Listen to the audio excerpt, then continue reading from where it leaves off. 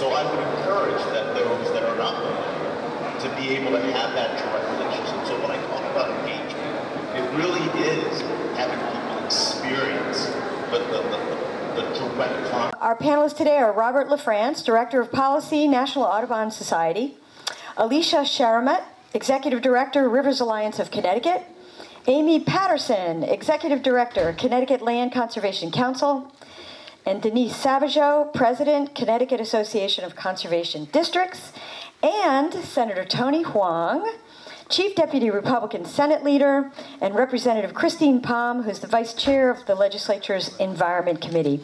And so Rob is going to be our moderator today for this panel. So on to you, Rob. Thank you, everyone, and welcome. Let me say one word: nature. Let me say it again. Sexy. Nature. That's what we're here to talk about today. We're here to talk about natural climate solutions, actually just natural solutions, because it's more than just natural climate solutions, which we're going to talk about today, but also about the other things that nature can do to help us, how we live, how we work, and how we keep this planet alive into the next 100, 200 years. So one of the things I'm here to talk about today as your moderator is the fact that there's real science behind nature-based solutions. That science basically puts forward the proposition that if we do it correctly, if we manage our natural worlds in the proper way, we can provide over 1/3 of the cost-effective climate mitigation needed between now and 2030 to stabilize warming at below 2 degrees Celsius. That is very significant. It's significant because we're able to use our natural systems to make certain that we're able to do the things we need to do to help deal with climate change. Natural solutions alone are not going to be enough. We heard from the panel earlier about some of the things we have to do, but that balance between nature and what we have to do technologically is something we want to investigate further, and this panel will talk in greater detail about that. But in essence, we're talking about the benefits of forests, the benefits of agriculture and how we manage our agricultural properties, and then finally wetlands. I'm with the National Audubon Society. We put together the Natural Climate Solutions Report. The first we want to do is restore and expand our forests and account for climate benefits. The Global Warming Solutions Act, we need to make certain that we account for those benefits that nature provides in that. We also need to take a look at how we deal with issues like freshwater wetlands. We'll talk a little bit about that through Alicia's comments. How we deal with coastal wetlands, how we're going to deal with those, and how we deal with forests. Those all are going to be dealt with in greater detail through our next panelists. And with that, I'm going to turn it over to Denise. Thanks, Rob. Hi, everyone, and good morning. Denise Savageau, and I wear several different hats. I'm here as the president of the Connecticut Association of Conservation District, but also the chair of the Connecticut Council on Soil and Water Conservation. I'm going to talk about the ecosystem services that we have, and we get these from all of the natural systems. When we're talking about natural systems, our forests, our soils, our wetland systems. These are all natural systems that provide enormous ecosystem services. Obviously, climate change mitigation that Rob just talked about from a carbon sequestration perspective, but also if we're talking about food, and if we're talking about clean air, if we're talking about clean water, we're not going to do that without these natural systems intact. This is our green infrastructure, and it's what provides us with healthy and sustainable communities.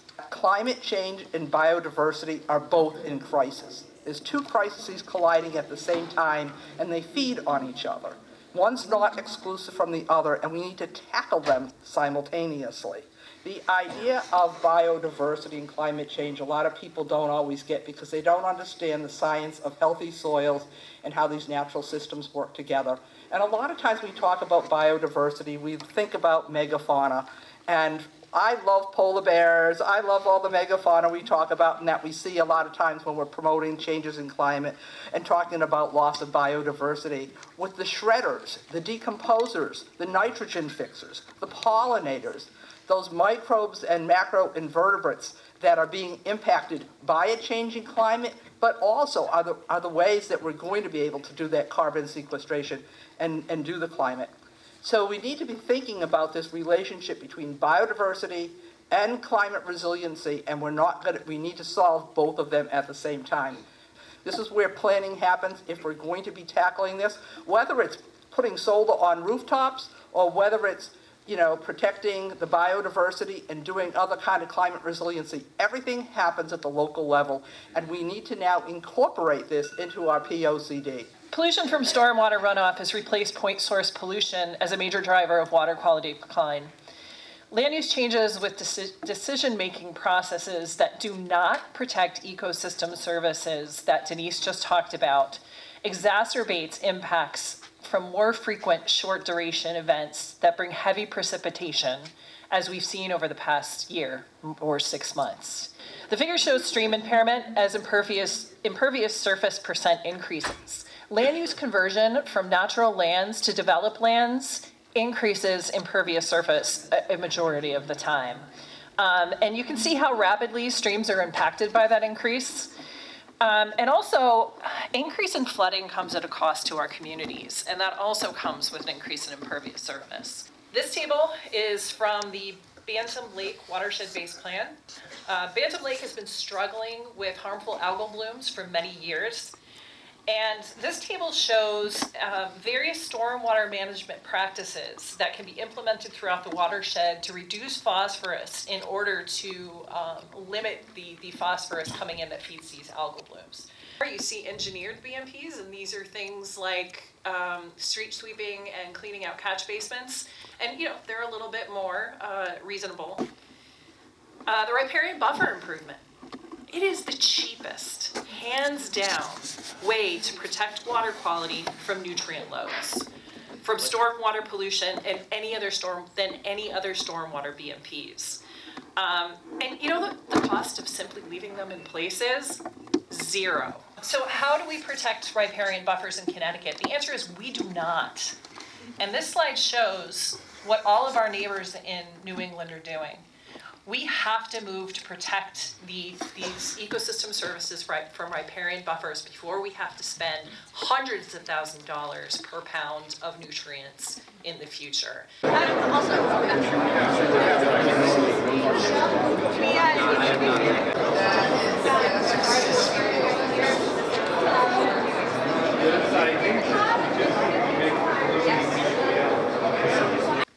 So we need nature. It provides a myriad of benefits. I've listed just some of them here. I think this is an audience that really understands the benefits of nature, so I won't belabor the point. But nature needs us too. Nature needs a voice. We are leaving it behind. There are a number of ways that we can document that. The state is not meeting its 21% land conservation goal. That was set in statute, and by policy, we were supposed to meet that by 2023. We have decades to go before we can meet that, and the data is still being gathered on it. That's one of the problems as well. Our natural and working lands are being lost at an alarming rate due to fragmentation, development, invasives, disease, and the impacts of climate change. Local farmland is at risk as well. Wildlife is struggling. Wetlands have suffered staggering losses. In Connecticut, this is kind of adding insult to injury, Connecticut is ranked lowest in New England and at the bottom nationally in its combined conservation funding per capita. Next slide. At all levels, we're hearing calls to action. Globally, nature-based solutions took center stage at COP28. That's the Climate Change Conference, the United Nations Climate Change Conference. Nationally, the President has issued executive orders regarding nature-based solutions and forest land protection, including recognizing the value of nature, as well as mature and old-growth forests. These executive orders complement the National America the Beautiful initiative, committing the United States to the global initiative of conserving 30% of the land and water base of the planet by 2030. Connecticut is poised to join these states in leading the issue. The foundation has certainly been set. The governor in 2021 issued Executive Order 3. It called for 23 actions supporting 30 recommendations proposed by the Governor's Council on Climate Change. The executive order directs state agencies to take significant actions to reduce carbon emissions, including implementing nature-based climate solutions on state properties. So we are proposing more prescriptive action just to reflect the Working in Natural Land subgroup reports, which I encourage you to take a look at. We need to follow through on these recommendations and broaden them again to include the biodiversity crisis.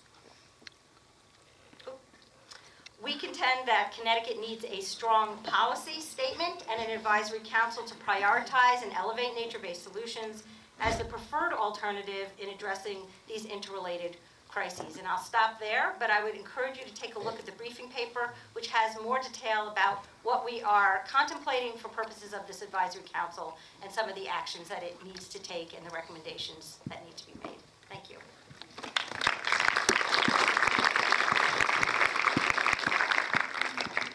Thank you all for being such an attentive and patient audience. It's remarkable you start at 11 o'clock sharp, so we don't always do that in General Assembly. I think this panel is about nature-based solutions, but it really is about protecting our nature and our habitats, and it's critical to ensure for us as a policymaker that we have a resilient Connecticut in the area of the environment, but also quality of life that we so value, but also economics. And I think it's really important to kind of put that into context for us as policymakers in realizing that a lot of this is interrelated. Interrelated in the sense of clean air, clean waterways and the riparian issues, land, open space, and you know, another new area is waste management that we produce so much. But I think the key for us is, as legislators sitting at this panel, is to be able to provide some solutions, to be able to be agents in collaboration. But that collaboration can't just be done alone. It can't be done by simple government. It can't be done by academicians providing facts. It can't be done by industry that needs to adopt a lot of these greenways and initiatives. It has to be done collaboratively. And I think that is one of the most important things that we need to undertake, is to have that sense of collaboration of win-win, not a win-lose dynamic. I think another really important part is all of you that are here, and I compliment the audience, we're preaching to the choir. And I think that's important for us to recognize that our passion and our commitment and be able to spend time and make the effort to be here is to be applauded. But our goal needs to take this information and share it with 20 other people that may not see the merits of the debate, may not understand the facts, and ultimately do not fully understand the impact to the quality of life, economics, as well as the sustainability that we talk about so much. But I'll point out that what is most impressionable on me is the fact that we've got high school students that took a day to come and participate from the Fairfield community. I participated in a elementary school in Fairfield that got a National Green Ribbon recognition. What that means is these young elementary students began a green initiative in their schools. They brought it home, they educated the teachers, administrators, and the broader community. But most important of all, they're so inspirational, as all of you are. But you know what? You can't beat an elementary kid educating you about why it's important to care. Because they are the generation that we have an important responsibility to sustain and protect moving forward. And I think that's the power of what we can coalesce here, is we can give you all the information, we can give all the insight, but ultimately, we need to spread the gospel and be organized to get people involved, that this is a win-win, and fact should win out rather than hearsay and fear.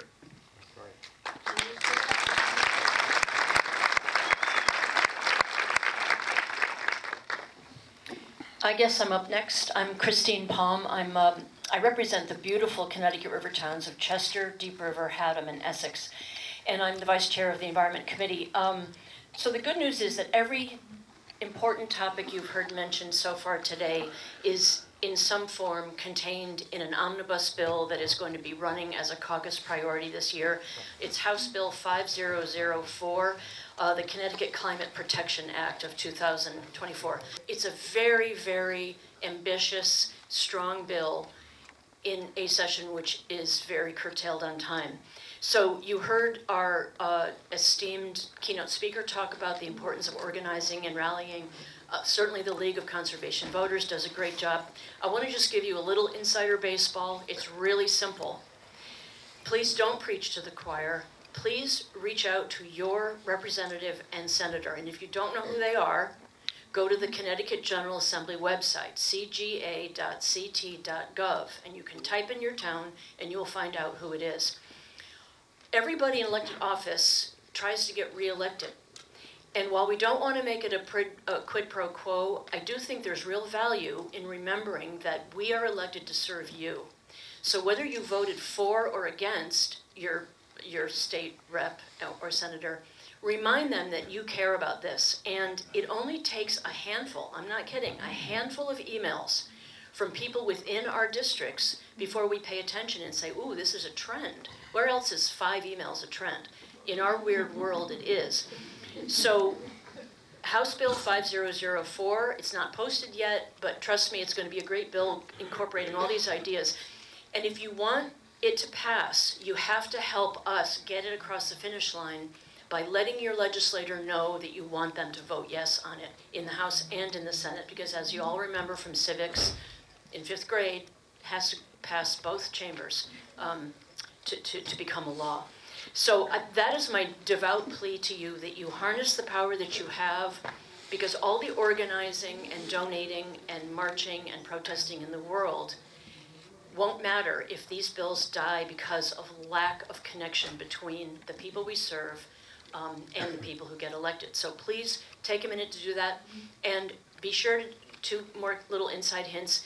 Tell the town, I am your constituent living in, Chester, and don't use a canned one that gets generated by well-meaning activist groups. Please write your own. I live on such and such a road. We met at the grocery store last week. I elected you. Please do the right thing. That's what it's going to take from people like you. Thank you.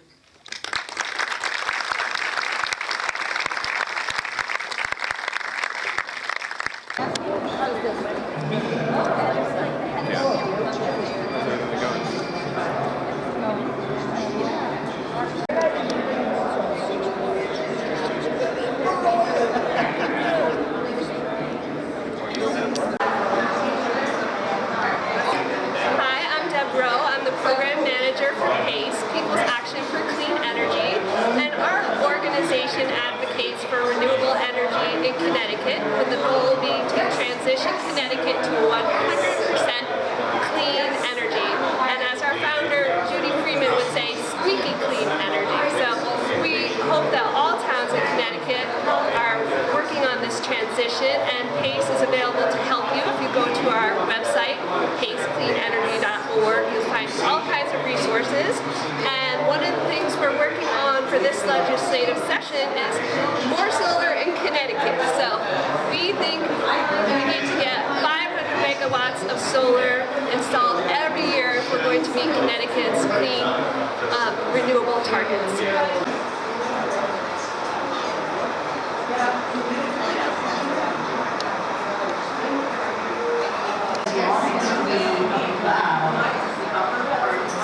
Watershed to continue sending down all of those nutrients. We are undermining the investments that we are putting into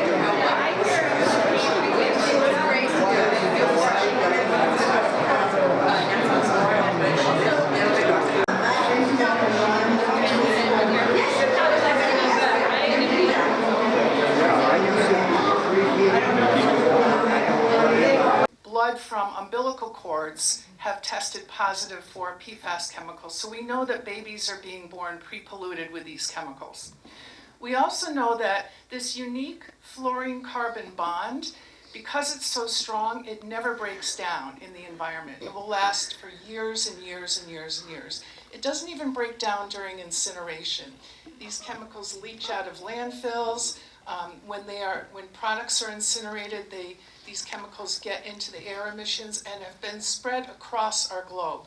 These chemicals are now found in every corner of our planet, most notably up in the Arctic.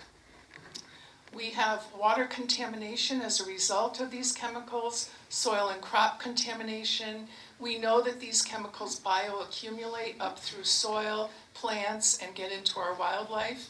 You've probably heard of some of the fish advisories that we've had right here in Connecticut, where fish tissue has been sampled by DEEP, and we've been advised not to eat the fish from like the Hockanum River most recently. And the sad thing is that we have no effective way to clean up these chemicals. It is going to take years, new technology, millions of dollars to take these chemicals out of our environment. And we know also that where are we getting this contamination from? A lot of it, unfortunately, comes from consumer products that we use. Next slide. And this is just a good graphic that actually helps me kind of see the whole environmental cycle of where we get contamination from PFAS. This is also an energy issue because when these chemicals are produced, we use a lot of energy to produce them and make them. They are highly polluting facilities.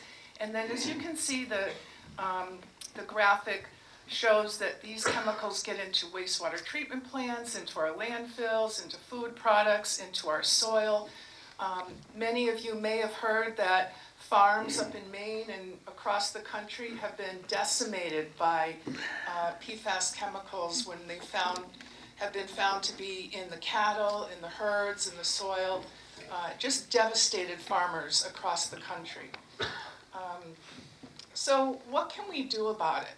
Well, in 2019, how many of you heard about the terrible spill, the tragic spill really, of firefighting foam that 40,000 gallons ended up in our Farmington River, which was really tragic. And the only good thing that happened was it galvanized attention on this issue that really we didn't know much about previously.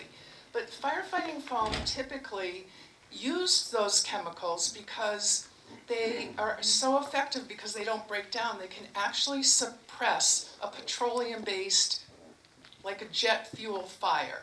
So that's how strong these chemicals are, that foam can actually put a film on a petroleum-based fire and snuff it out.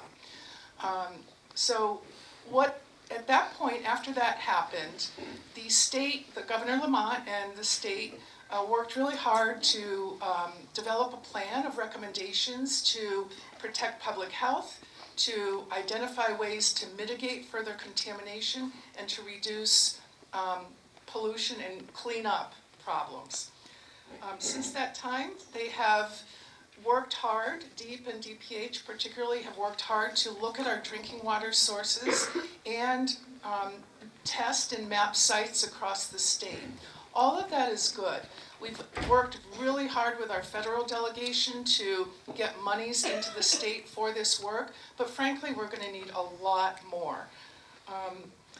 In 2021, we became a national leader, thanks to many legislators in this room and others, when we passed a law to ban firefighting foam that contained these chemicals and to also establish a state take-back program, which many of you might be aware of. Our volunteer fire departments and fire departments across the state were able to have that toxic foam taken back by the state and a new, greener, fluorine-free foam was tested and adopted by our state of Connecticut. We were one of the first states to do that, and I'm really, really proud of that action. It took a long time. It was a complicated program, but that has been completed.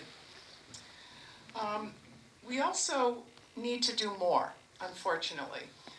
We are still having consumer products that come into our environment and into our homes that contain these chemicals that not only expose us because they leach off and get into our air and dust, but when we throw those products out, they get into our waste stream and further contaminate our environment.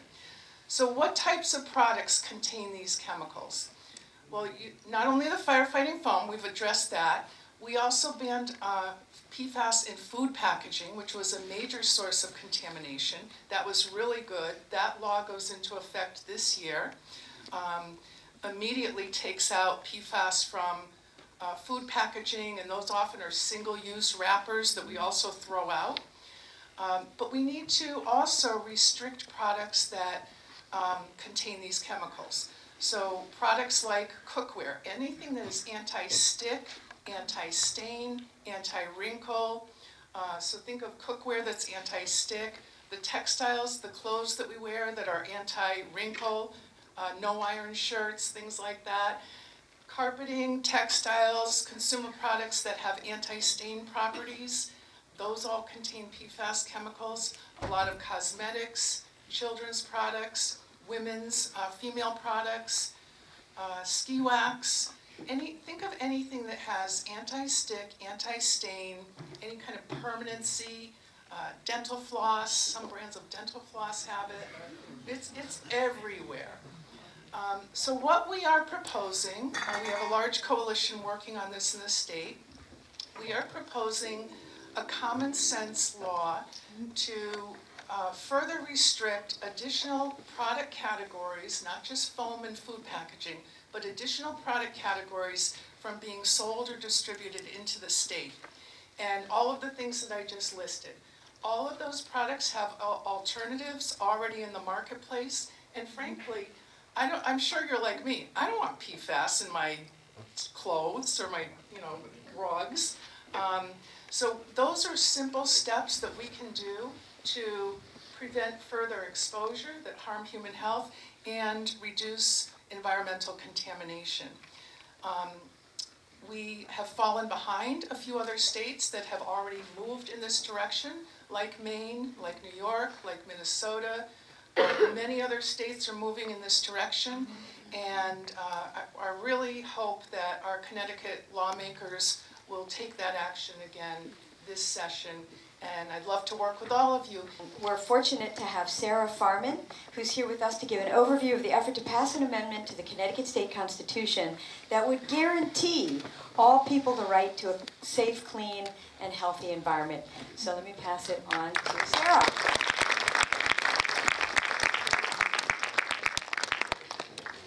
Hi, can you hear me? Yeah. Okay. Yeah, I'm just standing in for Kim today, but I have to say that I appreciate our being given a chance to be here today and tell you about our work. We are the Connecticut Environmental Rights Amendment Group, and we're part of C3M in Connecticut. And we would like to have you know that we're going to be working this year. It didn't happen last year, but we want to work this year on educating people to demand that the state legislature pass the next step to our bringing the Environmental Rights Amendment to the people. So right now, as much as you might think that we have the right to clean water or the right to, we don't have any rights in this particular area. We have no rights at all in terms of what you can demand from the state.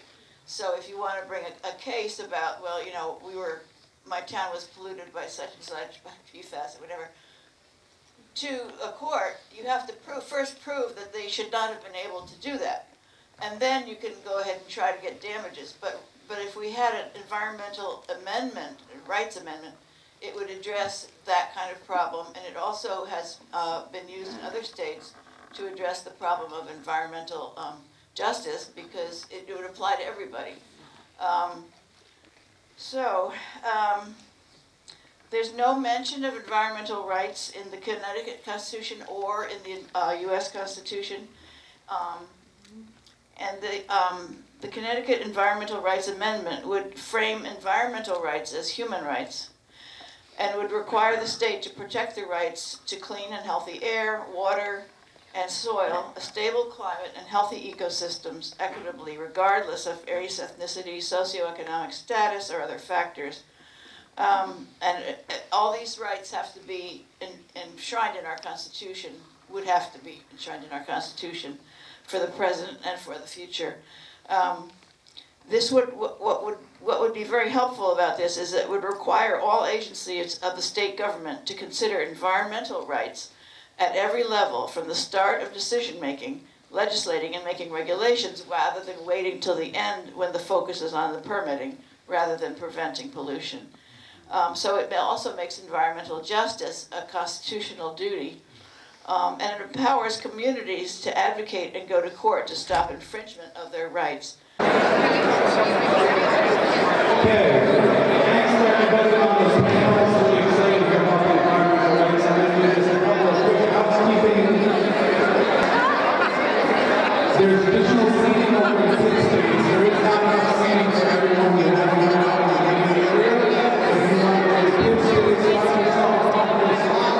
Work for a friend that will be your piece. I'll finally just mention there is going to be a climate march for those who are interested in learning about that next Friday. Ann Godwa is here from Sierra Club and can certainly tell you more about that climate march that's happening next Friday. So quite timely, see Ann about that climate march and consider getting involved.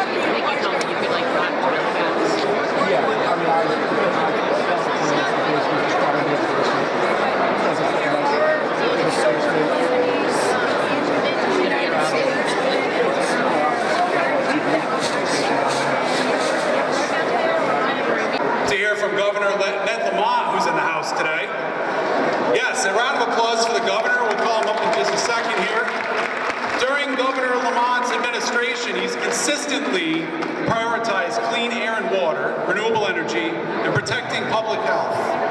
He has been outspoken in his support for climate action, clean energy, and fighting hard to establish clean air standards to reduce vehicle emissions from cars and trucks. We really appreciate all the hard work that Governor Lamont has been doing to get himself out there and really help for all the priorities we're talking about today. And with that, we are really thankful and grateful, Governor Lamont, for your leadership, and we are excited to hear from you. Look, we're making progress, but I'd say last year was a little spotty, wasn't it? We didn't go nearly as far as I wanted to do and make a difference, and I just want to think about that a little bit. How many Republicans in the room? Raise your hand. Well, that's part of what we got to do.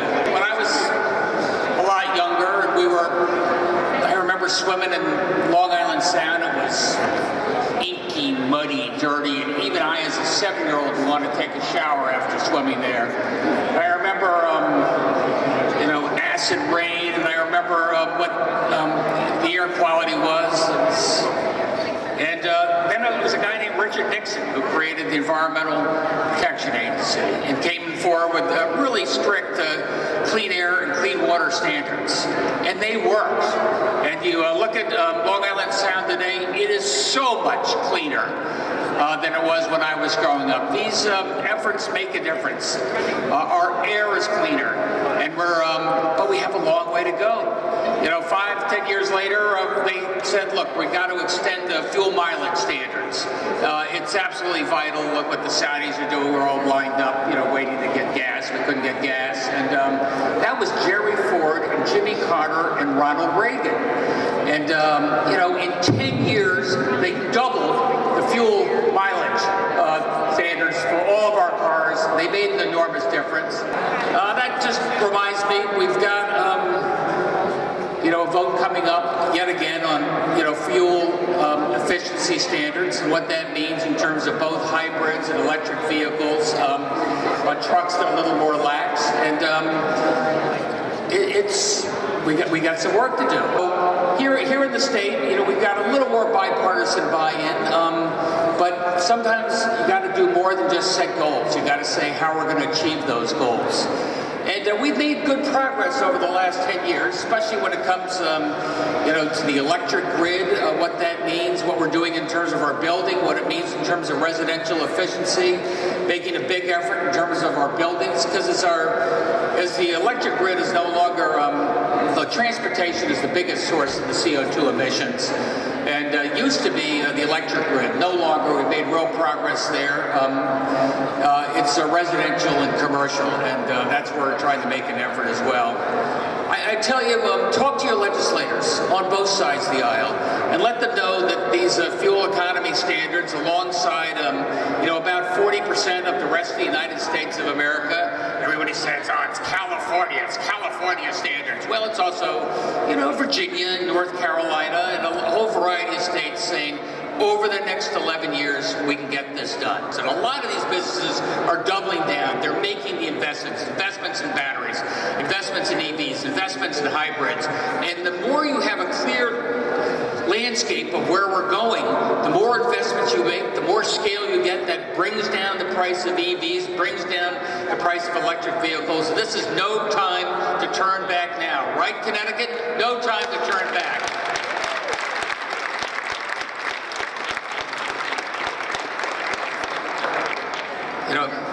People are talking about the electric grid. I spent a lot of time talking with the utilities. We're in pretty good shape there. Really, congratulations in the sense, you look at a state like Connecticut, our electric usage really hasn't gone up over the last 20 years or so.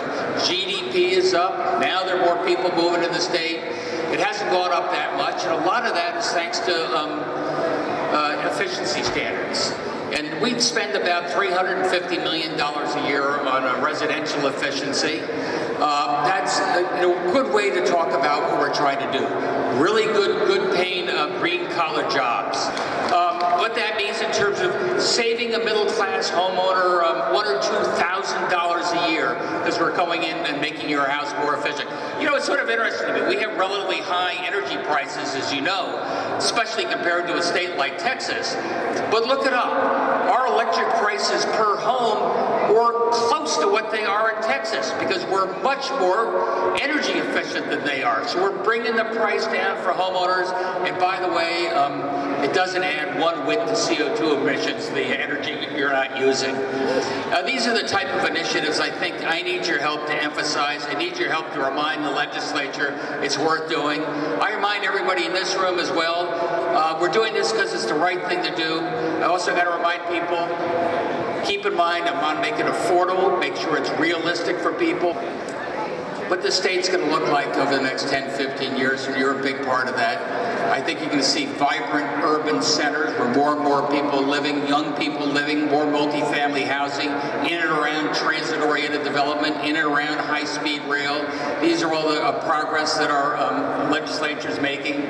I think you're going to continue to have a green belt in and around those cities, but you're going to have parks, you're going to have bike paths, you're going to have river walks that connect the downtowns to the open space.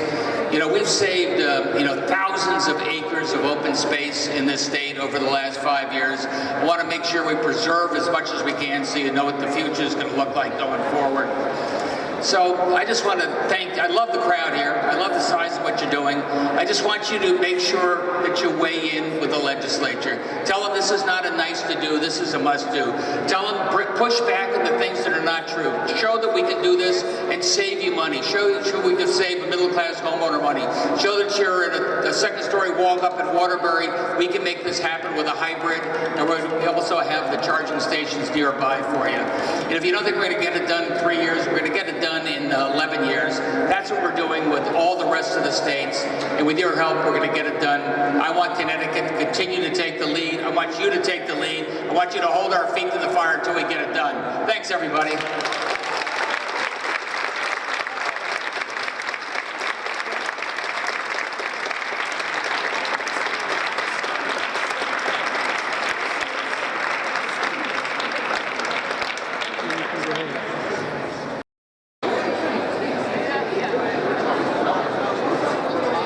are two entrances to the theater too, so feel free to go in on either side.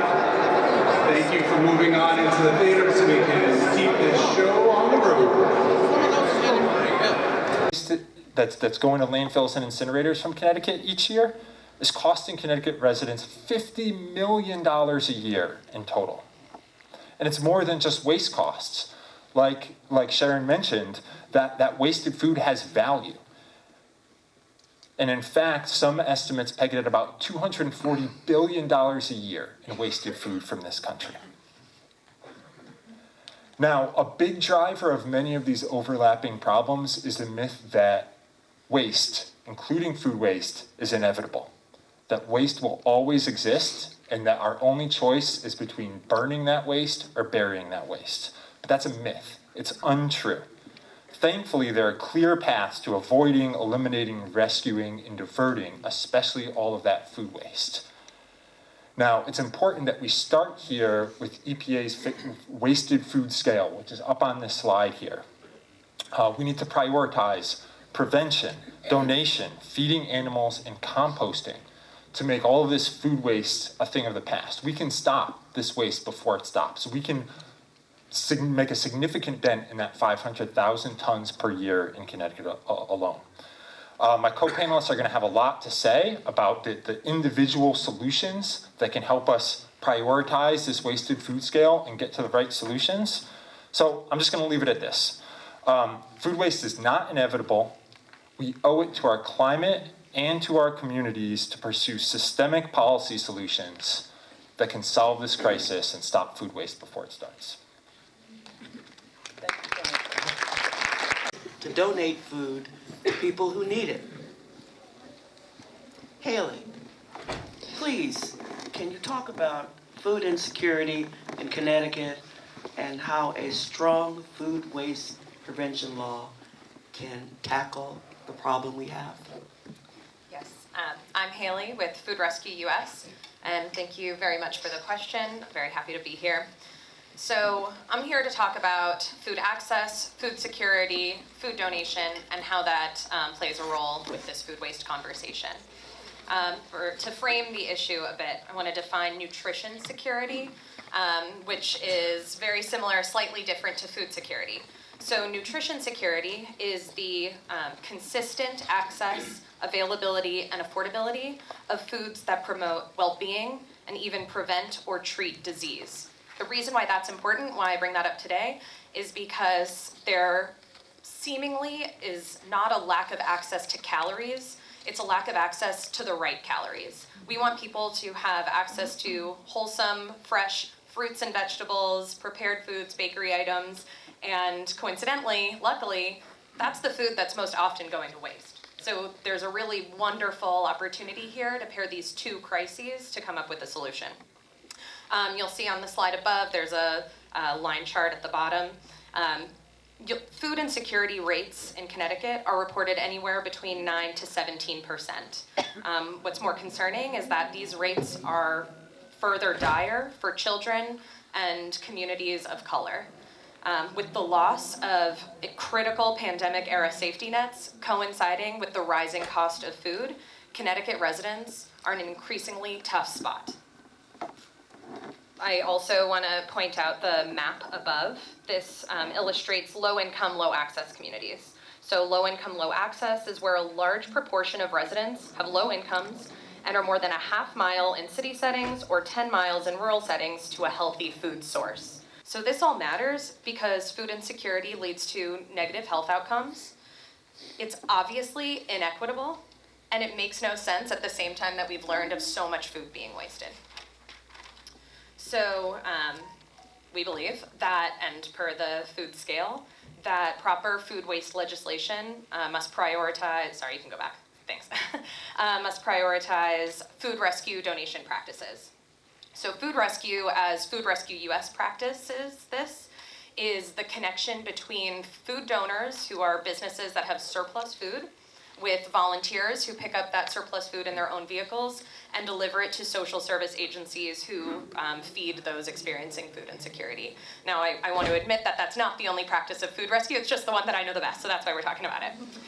So this model, we call a direct transfer model, the connection of food from donor immediately to a social service agency who's feeding, using that food and feeding it to others that day, if not the day after. So because of that, we're focusing on this highly perishable, most often most nutritious, fruits and vegetables, prepared foods, and baked goods. The foods that are most commonly ending up in the waste stream are the exact foods that people most often lack access to, and we need to connect the dots. It's an infrastructure issue. It's not an issue of lack of a product. So we work with food rescue opportunities exist with grocery stores, with farms and farmers markets, schools, restaurants, corporate dining facilities. There are a lot of opportunities throughout the state, not just in specific communities, but all communities. Our model allows for, other thing that's so important about this model in engaging these food donors, these volunteers, these social service agencies, is that you're introducing this crisis, this concept of wasted food to people who may not have otherwise known about it. Composting and reducing food waste can have multifaceted benefits, including reducing landfill waste, to creating nutrient-rich soil, to conserving water, etc. Nick, after donating food to people experiencing food insecurity, and then to feed animals, the wasted food scale tells us to divert food scraps for composting. What does food scrap pickup, drop off, and composting, look like in Connecticut? There should be no more food residual after us. We're kind of at the end of the road. We probably should have solved the problem before it kind of gets to us, with the source reduction, the donation, feeding people, feeding animals, all that. So there really shouldn't be much that's coming to us. Unfortunately, that's not the case. We're about 520,000 tons of residual coming in Connecticut. That's 22% of the waste stream. And at the same time, we've got 860,000 tons that were going out of state. I'd say about 95% of the residual goes right past me to the incinerator and to the out-of-state landfill. We gotta get everybody on board. And the way to do it is we've got to make essentially food scraps. We've got to add it to become a recyclable item. Food scraps not a recyclable item in this state. So states don't have to do anything. People don't have to do anything. Nobody really needs to do anything. Maybe the largest waste generators, yeah, they're mandated. They're supposed to be doing the right thing. The state's got to basically tell the people where they're going to put the different things. If we're going to recycle glass, okay, we're going to recycle glass. We obviously want to support our recycling markets, no matter what they are. Glass, paper, whatever. Support the recycling markets, and that includes compost, mulch. Support that. We can make all this great and beautiful compost, but let's spread it around. Let's use it. Let's get the states. Let's get the towns. Let's get folks using this stuff. Put it on the earth. Obviously, it's going to improve our soil, improves our air. Keep going with the unit-based pricing. Keep the pressure on. Don't give up on that at all. Keep going. End users need to have that economic mechanism. They need to see, they need to know it, and it doesn't make any sense, honestly. It's going to save everybody money. It's going to be so much less trash. I think things are going to change, honestly. I think it's going to finally get through to people that we're going to save money, and it's the right thing to do. Laura, the last question is directed to you. How do you think Connecticut can accomplish these very important goals? Thanks so much, Sharon. Connecticut needs a comprehensive food waste prevention and recycling law. But Connecticut does have a very long track record of managing organic waste sustainably, including food scraps and yard debris. In fact, according to DEEP's timeline of organics recycling in Connecticut, which is available on its website, it was almost 3 decades ago that DEEP's headquarters in Hartford piloted a food scrap composting program at that site. So the interest is obviously there. Then in 2011, as Nick described, the state's first food scrap recycling law was passed. Connecticut is going in the right direction when it comes to preventing food waste. However, without a plan to lower that threshold from 26 tons over ensuing years, the progress that Connecticut has made will eventually stall out. Certainly, we need to require large-scale generators of wasted food to divert that material from the trash. But the fact is that households contribute more than 60% of the food scraps that end up in landfills. If 60% of that material is coming from households, we need to prevent that wasted food from ending up in the trash as well. Members of this panel, along with other stakeholders in Connecticut, are urging our legislators this year to pass a comprehensive food waste prevention and recycling law. An effective food waste prevention and recycling law includes a phased-in approach. The law should eventually apply to all generators of wasted food, and the law needs to include a timeline over which we can drop that threshold down so that eventually every generator of wasted food in the state is covered. It doesn't have to happen overnight. Certainly, we need time to build the infrastructure, educate the public, and create the mechanism to make the law doable and enforceable.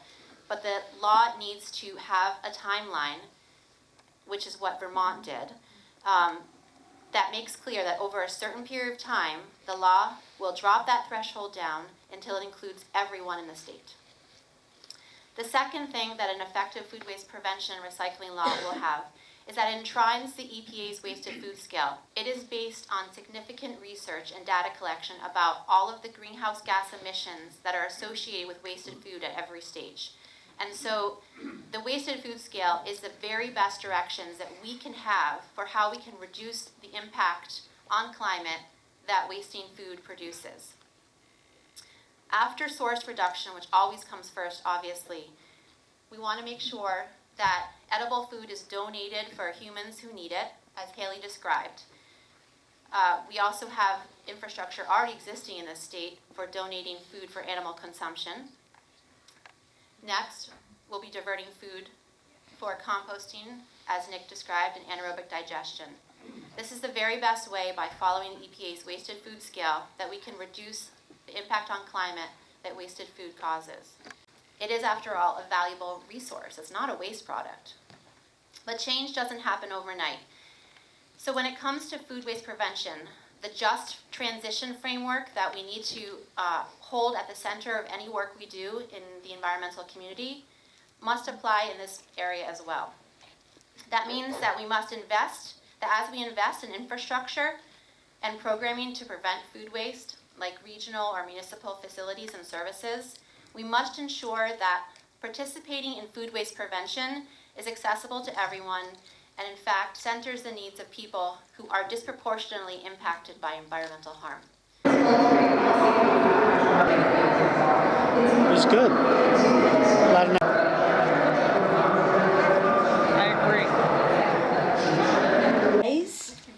Nice. Audubon. Nicole Rivard, who's the Media and Government Relations Manager with Friends of Animals.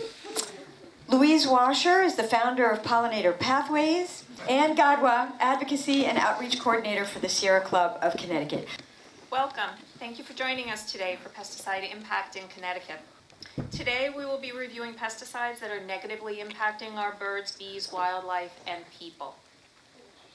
2 bills have been raised over the past couple of legislative sessions that would greatly improve how these pesticides are managed and distributed in Connecticut. The recommendations are consistent with what other states have successfully implemented. Next slide. Reports of the loss of 3 billion birds since 1970 have been compounded by other increased pressures from second-generation anticoagulant rodenticides and neonicotinoids, as well as climate change. The Washington Post wrote an article detailing staggering losses across the nation. Right here in Hartford, we've seen declines of 10% or more for common songbirds such as black-capped chickadee at 16%, red-winged blackbird at 12%, tufted titmouse at 13%, and mourning dove at 10%. But many of our favorite, most colorful birds are in decline too. Cedar waxwings, 16%, common yellowthroat 15%, and tree swallows 15%. These statistics are devastating news and are in part connected to neonicotinoid use. In addition, our rehabilitators are telling us startling stories of the numbers of raptors, including red-tailed hawks and barred owls, that are being treated for consuming prey poisoned with second-generation anticoagulant rodenticides. This is all shocking. At the start of the 20th century, Connecticut was a leader in promoting environmental legislation to protect birds and other wildlife. From passing the Migratory Bird Treaty Act in 1918 to establishing the Connecticut Environmental Protection Act in 1971, protecting Connecticut's environment and wildlife has been at the forefront. We at Connecticut Audubon have seen the success of some of these initiatives, including the astounding recovery of ospreys from the devastating effects of DDT in the 1970s. We are on the brink, but we can make a difference by acting sooner rather than later. Together, we can make Connecticut safer for birds, wildlife, and people. It's an honor to be here on behalf of Friends of Animals and Connecticut's wildlife. Our state's native raptors and mammals are under siege from powerful, long-lasting second and first generation anticoagulant rodenticides making their way up the food chain. They're dying from internal bleeding after consuming poisoned rodents who've taken the bait from those ubiquitous black boxes you see outside grocery stores and housing developments and town parks, just to mention a few. Predators don't have a chance against the super lethal buildup in the rodent's tissues. Not to mention, more than 3,000 cases of human poisonings from anticoagulants were reported in 2021, including at least 2,300 involving children. The EPA deemed SGARs so harmful they pulled them from consumer shelves in 2014, but unfortunately they're still available online to the public and licensed pest control companies can still use them. Killing animals who naturally regulate rodents makes no sense for our state. What is sensible is to ban the sale and use of SGARs. That's why my name is Louise Washer. I'm with the Pollinator Pathway and also the Norwalk River Watershed Association.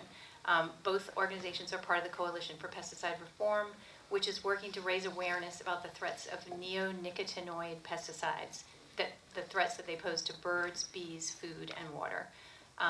Next slide. The recent EPA study showing neonics are pushing over 200 species towards extinction comes on top of decades of research linking them to mass declines in birds, bees, and other insects. More recently, scientists have been studying effects on mammals, especially white-tailed deer. When neonics are sprayed on lawns, crops, or coated on seeds, they are taken up into the plant systemically. The plant itself becomes toxic to insects, so the pollen, the leaves, even the dew that comes out on the leaves in the morning is toxic. Most of the pesticide, though, isn't absorbed into the plant. For example, with the neonic-coated seed, 5% is taken up into the plant and 95% goes into the soil and eventually into water.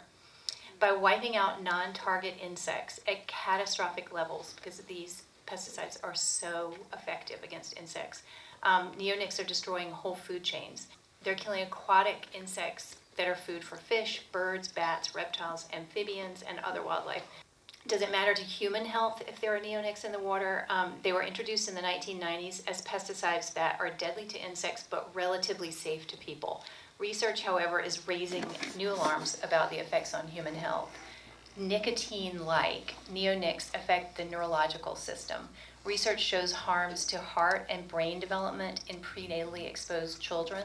They're in our drinking water. For example, we know a recent study in Long Island found that neonics were in 30% of drinking water. 89% of food samples collected in the US contain neonics. You cannot wash the pesticide off of the plants because it's systemic. The CDC found that half the population has neonics in their bodies. And a recent University of Illinois study of pregnant women found that 95% of them had neonics in their bodies. The seeds for much of our food, including most of Connecticut's corn, are coated with neonics. And one huge problem with that is that neonic coatings are exempted from government regulation.